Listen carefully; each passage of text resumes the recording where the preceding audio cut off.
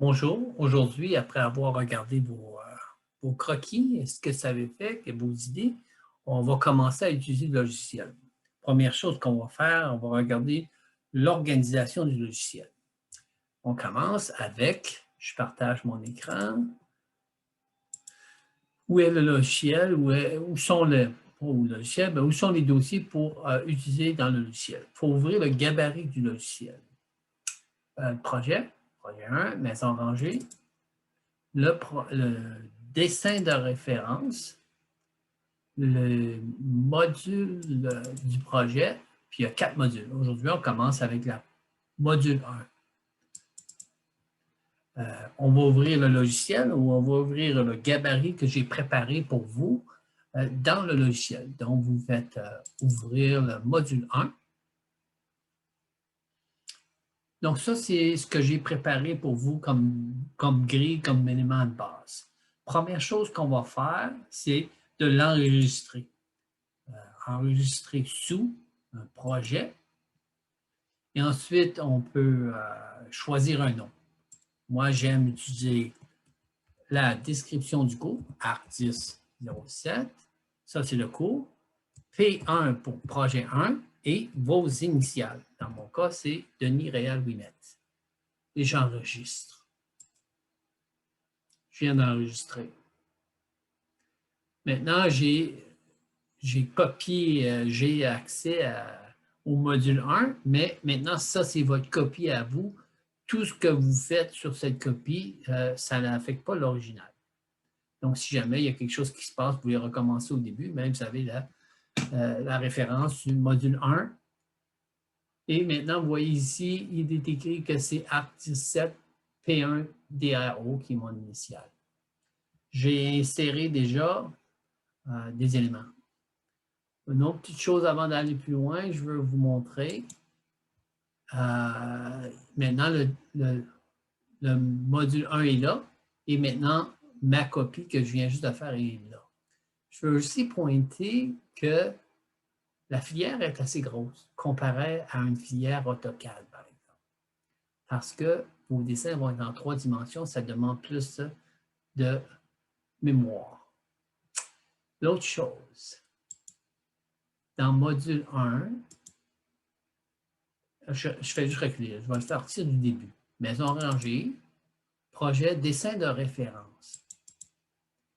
Ici, les modules sont là, c'est les gabarits de base. Mais ici, il est écrit 3 familles, les familles. Les familles, c'est comme des morceaux de dessin ou des dessins qui pourraient être intégrés à votre dessin global. Ou un exemple super simple, un arbre. Dans famille, j'ai des arbres. Ça, j'ai différents types d'arbres. Les arbres sont en 3 dimensions, puis vous pouvez les insérer dans votre projet. Donc, c'est ça une famille. En Revit, il y avait ça des familles. En AutoCAD, c'est des blocs.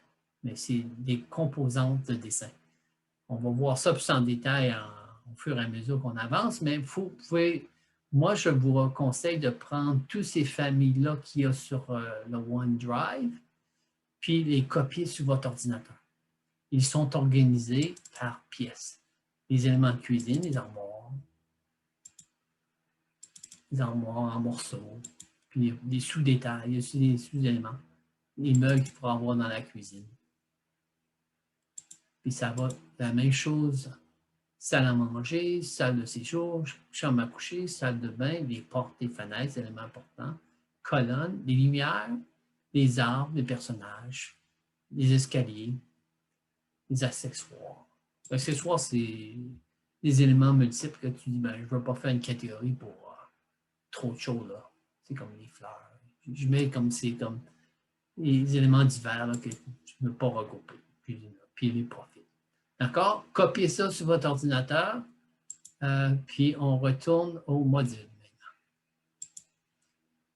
Puis c'est la filière Revit. Qu'est-ce que je vous ai préparé? Qu'est-ce que je vous ai donné pour commencer le projet?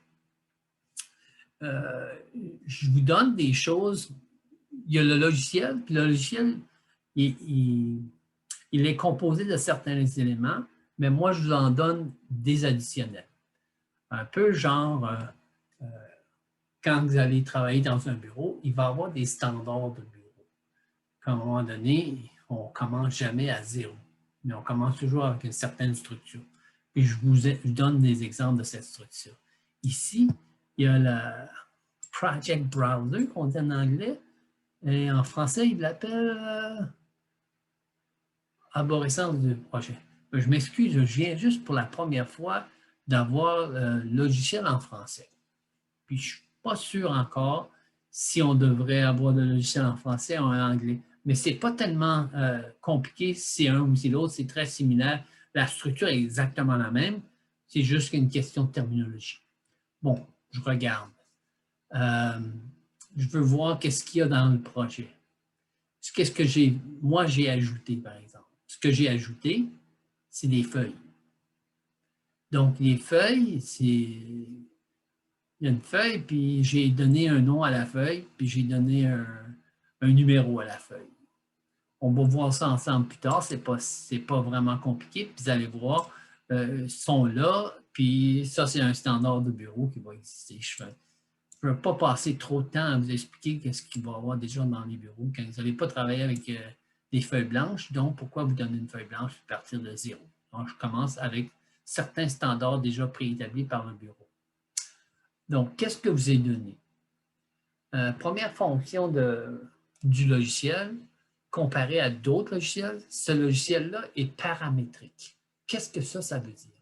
Ça veut simplement dire que en certains logiciels, on fait un objet et on demande à l'objet quelle est la dimension. Ça, c'est associatif. Je m'excuse l'expression anglophone, mais ça veut simplement dire que le logiciel peut déterminer la distance entre deux objets, ou deux lignes, par exemple. Mais en Revit, c'est paramétrique, ce qui veut dire que si j'ajoutais une autre ligne, un plan de référence, comme que vous avez là, par exemple, j'ajoute un nouveau plan de référence comme ça. En cliquant deux points, je peux lui donner un nom, mais je viens juste ajouter cette nouvelle ligne de référence là, qui ne veut absolument rien dire pour le moment.